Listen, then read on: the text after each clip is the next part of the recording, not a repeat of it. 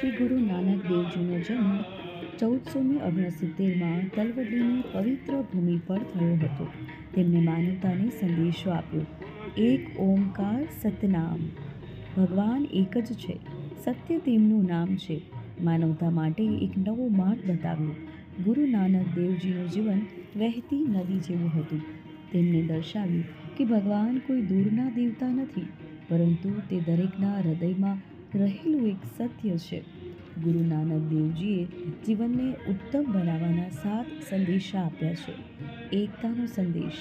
નામનો જપ, ધ્યાન અને સ્મરણ. કીર્તન કરો. પ્રમાણિકતાપણે કમાઓ. વન છકો એટલે કે વહેંચીને ખાઓ. સ્ત્રીઓ માટેના સમાનતા અને આદર. સાર્વત્રિકતાનો સંદેશ. ઉદાસ પ્રેમના સંદેશા સાથેની તેમણે અનેક યાત્રાઓ ખેડી. વાહેગુરુજી કા ખાલસા, વાહેગુરુજી કી ફતેહ.